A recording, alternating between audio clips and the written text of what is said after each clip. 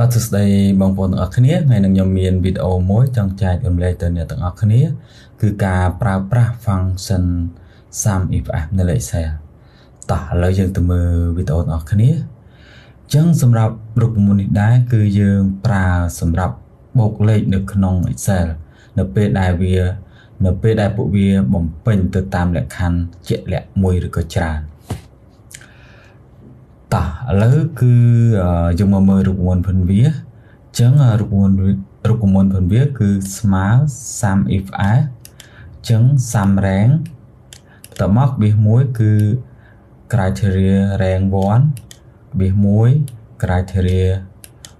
1បន្ទាប់មកបៀស1ទៀតមកគឺ criteria rank 2ជាមួយនឹង criteria 2អូខេអញ្ចឹងឥឡូវsum rank 1ហ្នឹងគឺជាអីគេ sum rank ហ្នឹងគឺជាអីគេអញ្ចឹងយើងមកមើល sum rank គឺជាជួរដែលយើងត្រូវបូកអញ្ចឹងសម្រាប់ sum rank គឺជាជួរដែលយើងត្រូវបូកចំនួនអញ្ចឹងណាហើយសម្រាប់ criteria 1គឺជាជួរទី1ដែលយើងយកទៅផ្ទៀងផ្ទាត់ជាមួយនឹងលក្ខខណ្ឌទី1ដែលយើងយកទៅផ្ទៀងផ្ទាត់ជាមួយនឹងនេះ criteria 1នេះអញ្ចឹងណាអញ្ចឹងសម្រាប់ criteria 1គឺជាលក្ខខណ្ឌយកទៅផ្ទៀងផ្ទាត់ជាមួយនឹងជួរទី1អញ្ចឹងជួរទី1គឺ criteria rank 1អញ្ចឹងណាអញ្ចឹងអានេះគឺយើងយកមកប្រៀបធៀបជាមួយនឹង criteria rank 1អញ្ចឹងសម្រាប់ criteria rank 2គឺជាជួរទី2ដែលយើងយកទៅផ្ទៀងផ្ទាត់ជាមួយនឹងលក្ខខណ្ឌទី2អញ្ចឹងលក្ខខណ្ឌទី2គឺ criteria 2នឹងហើយអញ្ចឹងណាអញ្ចឹងពីរនេះគឺវាប្រៀបធៀបមួយគ្នាអានេះក៏ប្រៀបធៀបមួយគ្នាចា៎នេះគឺសម្រាប់ដែលយើងជួរដែលយើងសម្រាប់បូកលេខអញ្ចឹងសម្រាប់លក្ខខណ្ឌដែលយើងអាចប្រើបាននៅក្នុងរូបមន្ត sum if នេះគឺយើងប្រើបានទៅដល់255លក្ខខណ្ឌអញ្ចឹងណាអូខេអញ្ចឹងយើងមកមើលលក្ខណៈពិសេសផងវាអញ្ចឹងលក្ខណៈពិសេសផងវាគឺវាបូកចំនួនពេលដែលជួបលក្ខខណ្ឌមួយឬក៏ច្រើនពិតអញ្ចឹងពេលដែលវាបូកចំនួនតលក្ខខណ្ឌនឹងពិតបានវាបូកបន្ទាប់មកពីលក្ខខណ្ឌមួយទៅលក្ខខណ្ឌមួយទៀតគឺមិនជាន់ជួរគ្នាអញ្ចឹងគឺក្នុងមួយជួរគឺអាចដាក់លក្ខខណ្ឌ2ទេអញ្ចឹងណាមានន័យថាចេះcriteria rank 1គឺសិក្សាមួយជួរជួរឈរទី1ហ្នឹងទៅ criteria rank 2គឺជួរផ្សេងមួយទៀតគឺអត់អាចជាន់ជួរគ្នាបានទេអញ្ចឹងណាអញ្ចឹងជួរឬក៏លក្ខខណ្ឌយកទៅផ្ទៀងផ្ទាត់មានដូចជាអញ្ចឹងអ្វីដែលយើងអាចផ្ទៀងផ្ទាត់បានមាន date មាន text និង number អញ្ចឹងយើងមាន3ប្រភេទហ្នឹងអញ្ចឹងសញ្ញាដែលយើងយកមកប្រៀបធៀបមានសញ្ញាតូចសញ្ញាធំសញ្ញាមិនស្មើសញ្ញាស្មើទៅនិងអក្សរជំនួសមានផ្កាយនិងសញ្ញាសួរអញ្ចឹងណាអាហ្នឹងក៏វាមិនខុសពីយើងប្រើនៅលើ sum if ដែរអញ្ចឹងអូខេតោះឥឡូវយើងទៅមើលឧទាហរណ៍ទាំងអស់គ្នាអញ្ចឹងខ្ញុំមានឧទាហរណ៍មួយអញ្ចឹងនិយាយតាក់ទងនឹងតារាង set report ប្រចាំថ្ងៃរបស់អ្នកលក់មួយកន្លែងអញ្ចឹងគឺអ្វីដែលខ្ញុំចង់បានខ្ញុំចង់សរុបទឹកលុយរបស់ដែលខ្ញុំលក់ទឹកសុទ្ធឬក៏ sale ម្នាក់ហ្នឹងគាត់លក់ទឹកសុទ្ធក្នុងប្រហែលថ្ងៃហ្នឹងតើគាត់លក់បានប្រហែលអញ្ចឹងណាអញ្ចឹងកន្លែងនេះគឺខ្ញុំបង្ហាញគ្នាយើងប្រើ sum if ប៉ុន្តែឆែកតែមួយលក្ខខណ្ឌនេះអញ្ចឹងយើងអាច sum if ហ្នឹងគឺអាចឆែកទៅបានចាប់ពីមួយលក្ខខណ្ឌឡើងទៅអញ្ចឹងអូខេតោះឥឡូវយើងទៅមើលលើ Excel វិញយើងទៅអនុវត្តលើ Excel អូខេអញ្ចឹងយើងបានមើលឧទាហរណ៍មុនហ្នឹងហើយអញ្ចឹងយើងមានតារាង cell មួយអញ្ចឹងអ្វីដែលយើងចង់បានគឺយើងចង់សរុបមុខ ផលិតផលមួយគឺទឹកសុទ្ធតែប្រហែលថ្ងៃហ្នឹងតែយើងលក់បានជាទឹកដូចប្រហែលអូខេតោះឥឡូវយើងទៅអនុវត្តទាំងអស់គ្នាអញ្ចឹងខ្ញុំស្មើ sum if i យើងចុច tab មួយមកវានឹង load រូបមន្តពេញមកអញ្ចឹងវាបង្ហាញ sum rank អញ្ចឹង sum rank គឺជាអ្វីដែលយើងត្រូវបូកជួរអ្វីដែលដែលយើងត្រូវបូកអញ្ចឹងយើងបូកនៅក្នុង column ចំនួនទឹកប្រាក់នេះអូខេអញ្ចឹងយើង select វាមកអញ្ចឹងយើងគបិសមួយនេះ criteria rank 2នេះឃើញវារៀងពណ៌ដិតជាងនេះអញ្ចឹងគឺលក្ខខណ្ឌទី1ជួរលក្ខខណ្ឌដែលយើងត្រូវទៀងទាត់ហ្នឹងអញ្ចឹងខ្ញុំឆែកទៅលើលក្ខខណ្ឌឈ្មោះផលិតផលអញ្ចឹងនេះខ្ញុំ select យកឈ្មោះផលិតផលអូខេតោះមកខ្ញុំគបិសមួយអញ្ចឹង criteria 1អញ្ចឹងគឺអ្វីដែលយើងយកទៀងទាត់នេះអញ្ចឹងខ្ញុំចង់បានទឹកសុទ្ធខ្ញុំ យកទឹកសុទ្ធហ្នឹងមកអញ្ចឹងខ្ញុំបិទវងចោលខ្ញុំ enter អូខេចា៎នេះគឺជាលទ្ធផលដែលយើងទទួលបានដែលយើងប្រើរូបមន្ត sum if ហ្នឹងអញ្ចឹងគឺលទ្ធផលនេះអញ្ចឹងយើងខ្ញុំបាន highlight គ្នាយើងមើលអញ្ចឹងនេះគឺទឹកសុទ្ធអានេះទឹកសុទ្ធអញ្ចឹងផ្សេងទៀតគឺមែនទេអញ្ចឹងទឹកសុទ្ធវាលក់ថ្ងៃ18មួយថ្ងៃ19មួយអញ្ចឹងចា៎នេះលក់បានថ្ងៃ18លក់បាន5ដបថ្ងៃ19លក់បាន8ដបអញ្ចឹងសរុបជាទឹកលុយគឺ 20,000 ជាង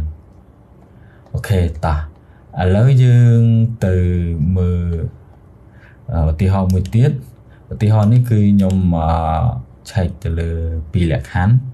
អញ្ចឹងខ្ញុំមានតារាង cell ដែលអញ្ចឹងខ្ញុំឆែកទៅ2លក្ខខណ្ឌទី1ខ្ញុំឆែកទៅលើថ្ងៃ19ខ្ញុំបូកចំនួនទឹកប្រាក់ថ្ងៃ19តបមកខ្ញុំឆែកទៅមើលលក្ខខណ្ឌទី2គឺទឹកសុទ្ធអញ្ចឹងមានន័យថាតើថ្ងៃ19យើងលក់ទឹកសុទ្ធបានប៉ុន្មានបើគិតជាទឹកប្រាក់អូខេអញ្ចឹងយើងស្មើ sum if i ចុច tab មួយមកអញ្ចឹងគឺ sum rank គឺ column ដែលយើងត្រូវបូកចំនួនយើង select មក column ដែលយើងចង់បូកគឺចំនួនទឹកប្រាក់គបិស1គឺ criteria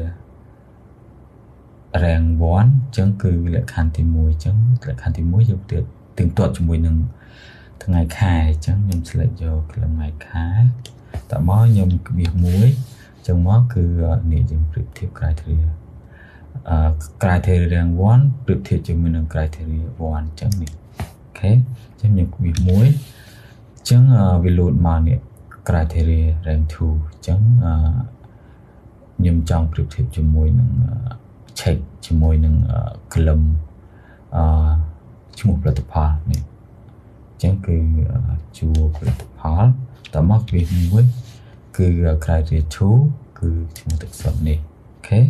ញ្ចឹងខ្ញុំបិទវងចោលមកវិញខ្ញុំ enter អញ្ចឹងចំនួនអ្វីដែលយើងចង់បានគឺ 26,000 អញ្ចឹងនេះថ្ងៃ19គេលក់ទឹកសុទ្ធបាន2ដង2បងអញ្ចឹងគឺថ្ងៃ19នេះបងទី1បាន3ដបបងទី2បាន5ដបអញ្ចឹងសរុបគឺប៉ុណ្ណឹងអញ្ចឹងអានេះគឺយើងឆែកពីលក្ខខណ្ឌអូខេតោះឥឡូវយើងទៅមើលឧទាហរណ៍បន្ទាប់ទៀត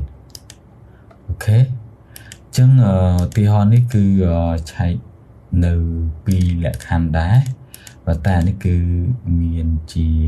ភាសាខ្មែរអញ្ចឹងមិញយើងឆែកអានេះគឺភាសាខ្មែរដែរប៉ុន្តែនេះគឺយើងឆែកលក្ខណៈ cell reference នេះឃើញអត់ cell reference អញ្ចឹងអានេះគឺខ្ញុំគ្រាន់តែចង់បង្ហាញតកតងនឹងការប្រើប្រាស់ជាតិចនៅក្នុង double quote ហើយខ្ញុំនឹងបន្ថែមតកតងនឹងការប្រើសញ្ញាតូចសញ្ញាធំដែរអញ្ចឹងឧទាហរណ៍នេះខ្ញុំបង្ហាញគ្នាយើងគឺខ្ញុំចង់បានថាតំណែងឬក៏ចំនួនទឹកប្រាក់ដែលខ្ញុំចង់បានគឺធំជាងថ្ងៃ18 ធំជាងថ្ងៃដើម្បីពួកខ្ញុំចង់បានប្រើសញ្ញាធំជាងថ្ងៃដើម្បីបន្ទាប់មកគឺខ្ញុំ select យកតែខ្មៅដៃធំជាងថ្ងៃដើម្បីមែនអញ្ចឹងនេះចាប់ពីថ្ងៃដើម្បីនេះមកប៉ុន្តែខ្ញុំ select យកតែខ្មៅដៃទេអញ្ចឹងមានថាខ្ញុំយក2គីឡឹមនេះអញ្ចឹងនេះ2គីឡឹមនេះមានន័យថាអញ្ចឹង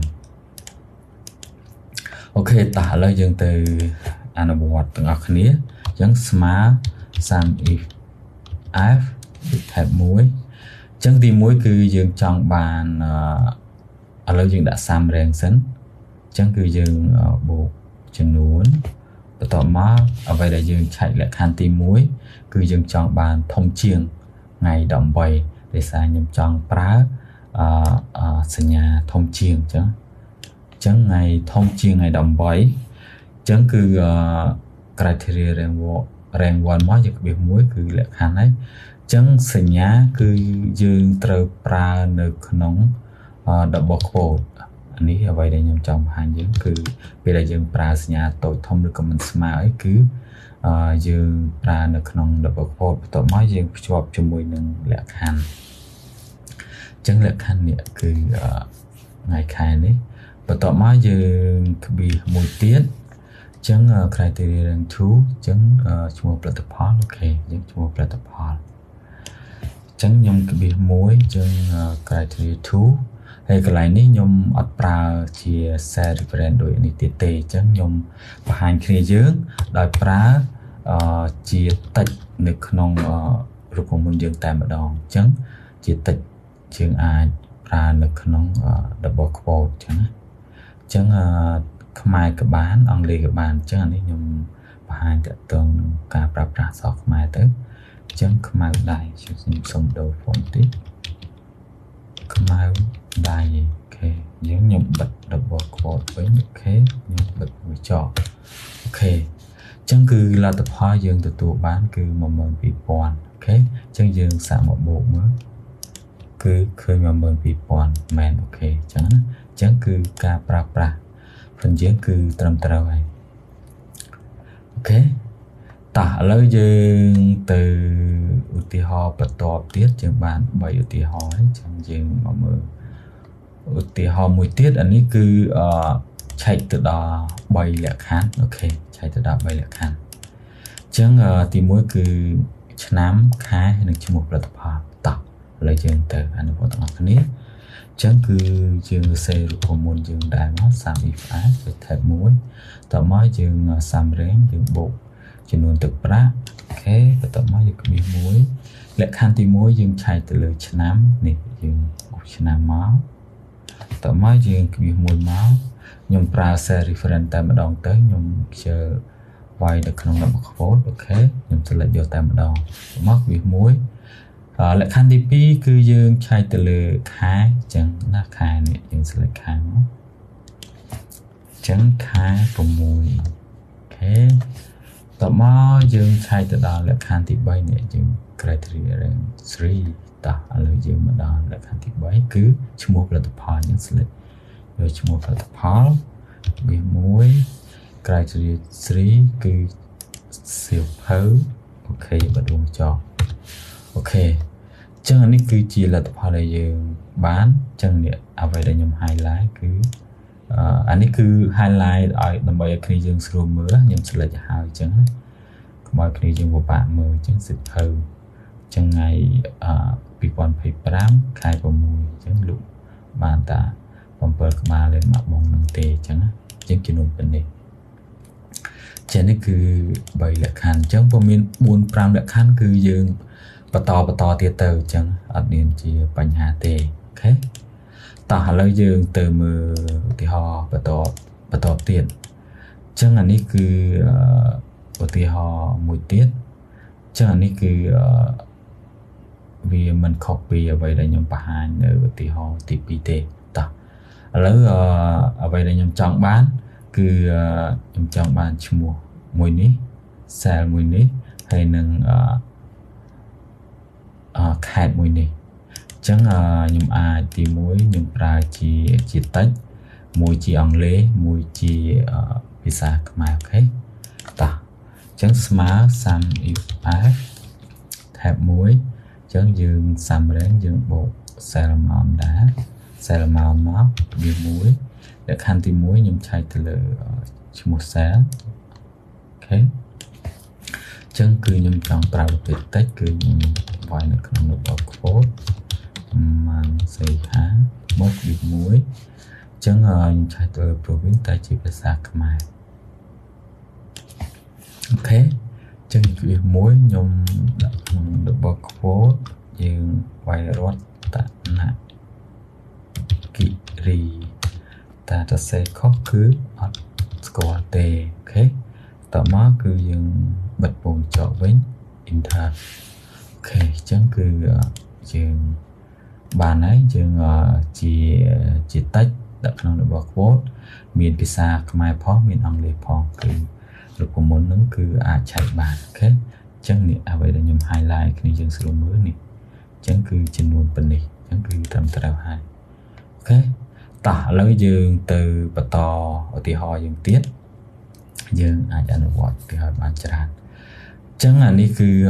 ខ្ញុំចង់បង្ហាញការប្រើប្រាស់ទៅលើសញ្ញាផ្កាយអញ្ចឹងណាអញ្ចឹងសញ្ញាផ្កាយគឺយើងប្រើសម្រាប់ពេលដែលនៅខាងក្រោយអក្សរ G នេះមានអក្សរអីក៏វាយកដែរអញ្ចឹងណាមាននិយាយទៅឲ្យតែក្រោយហ្នឹងមានអីក៏យកដែរ space សញ្ញាអីផ្សេងក៏វាយកដែរអូខេតោះលើយើងទៅអនុវត្តទាំងអស់គ្នាអញ្ចឹងខ្ញុំsum if ដែរបន្ទាប់មកគឺ sum range របស់យើងគឺយើងបើកបូកទៅលើ column cell amount មួយអញ្ចឹងគឺនេះសិក្សាទៅលើលក្ខខណ្ឌនេះគឺ column cell name អញ្ចឹងយើង select cell name មកអូខេអញ្ចឹងខ្ញុំក្បៀសមួយអញ្ចឹង criteriaចឹងខ្ញុំសូមប្រើជា cell reference តែមកទៅនេះចឹងខ្ញុំឆ្លេតមកខ្ញុំវាចឹងឲ្យតាផ្ដើមដោយម៉ាងពាក្យម៉ាងនឹងបន្ទាប់មកគឺពាក្យអីខាងក្រៅនឹងវាយកមកទាំងអស់គឺយើងបូកទាំងអស់ចឹងចូលលក្ខខណ្ឌយើងទាំងអស់អូខេចឹងអានេះគឺខ្ញុំបាន highlight ចឹងនេះ MANG គឺបូកយកមកទាំងអស់ចឹងចឹងចំនួនគឺ5លានជាងចឹង5លានយើងសាកមក select តាវាឃើញ5លានជាងមិនអត់អូខេនេះ5539 244 5539 244អូខេចឹងគឺត្រឹមត្រូវហើយអូខេចឹងគឺការប្រើប្រាស់សញ្ញាផ្កាយនោះមានន័យថាឲ្យថាខាងក្រោយវាមានអីគឺវាយកមកទាំងអស់អញ្ចឹងឲ្យតែផ្ដើមដោយ3 4អក្សរហ្នឹងគឺខាងក្រោយហ្នឹងវាយកមកទាំងអស់អូខេតោះឥឡូវយើងទៅមើលឧទាហរណ៍បន្តទៀតតាយើងនឹងសិក្សាទៅលើអីវិញអូខេអញ្ចឹងអានេះគឺសិក្សាទៅលើសញ្ញាផ្កាយនឹងដែរប៉ុន្តែយើងឆែកទៅពីលក្ខខណ្ឌអញ្ចឹងយើងឆែក province មួយទៀតបន្តទៀតអញ្ចឹងមានន័យថាផ្ដើមដោយ MANG ខាងក្រោយមានអីគឺយន្តហ្នឹងហើយនៅក្នុងខេត្តកោះកុងទៀតអញ្ចឹងណានេះនៅក្នុងខេត្តកោះកុងទៀតអញ្ចឹងអ្វីខ្ញុំ highlight នេះគឺនេះឈ្មោះនេះមួយអញ្ចឹងនៅក្នុងខេត្តកោះកុងអញ្ចឹងយើងអាចបូកទៅឃើញមកអញ្ចឹងគឺ90 27 43តោះឥឡូវយើងសាកប្រើរូបមន្តយើងតើវាត្រឹមត្រូវអត់ sum if f ចឹងគឺយើង sum rank អូខេតមកយើងក្បៀសមួយតមកគឺ criteria rank 1យើងសិក្សាទៅលើ cell amount អូខេតមកក្បៀសមួយចឹងគឺយើង select យក criteria 1មួយទៀត criteria rank 2យើងសិក្សាទៅលើ province នេះ province តមកយើងក្បៀសមួយគឺ select មក criteria 2បិទវងចោលវិញ enter អូខេអញ្ចឹងគឺរូបមន្តមិញអ្វីដែលយើងបូកមិញនេះគឺ92 27 43ត្រូវហើយអញ្ចឹងគឺត្រឹមត្រូវអូខេនេះយើងដាក់សារទៀតក៏បានដែរនេះគឺ92 27 43អូខេអញ្ចឹងគឺត្រឹមត្រូវហើយអញ្ចឹងនេះគឺយើងប្រើសញ្ញាផ្កាយដែរហើយយើងបន្ថែមលក្ខខណ្ឌភ្ជាប់ជាមួយនឹងទៀតអញ្ចឹងពី2លក្ខខណ្ឌអូខេត តោះឥឡូវយើងមកសិក្សាតកតងការប្រើប្រាស់សញ្ញាសួរវិញអញ្ចឹងណាសញ្ញាសួរបូកជាមួយនឹងផ្កាយទៀតកុំឲ្យវាខាតខ្ញុំប្រើទៅពីនឹងតែម្ដងអូខេតោះឥឡូវសញ្ញាសួរហ្នឹងគឺមានន័យថាខាងក្រោយ MANG ហ្នឹងគឺមានតួអក្សរឬក៏សញ្ញាឬក៏ដកឃ្លាចំនួនបើមកសញ្ញាសួរហ្នឹងគឺមួយមកតួអក្សរឬក៏មកដកឃ្លាឬក៏មកសញ្ញាហ្នឹងទៅអញ្ចឹងណាចានេះខ្ញុំដាក់1 2 3 4 5 6អញ្ចឹង6ខាងក្រោយវា6ខ្ទង់ខាងក្រោយវាអញ្ចឹងណាហើយនេះគឺសញ្ញាផ្កាយនេះយើងបានអនុវត្តឲ្យមុនហ្នឹងយើងបានស្គាល់វាហើយតោះឥឡូវយើងទៅអនុវត្តទាំងអស់គ្នា sum if add sum rank គឺយើងបូក cell មកដែរអូខេតោះមកយើងគ្រាមួយយើងសិក្សាទៅលើ cell name អូខេតើមកយើងគ្រាមួយយើង select លើវាលក្ខខណ្ឌទី2និយាយតទៅនឹង province ប៉ុន្តែអក្សរខ្មែរអញ្ចឹងយើង select យកមកអក្សរខ្មែរវាមួយ select លើ province ហ្នឹងដាក់ចូល orbit enter អូខេអញ្ចឹងគឺវា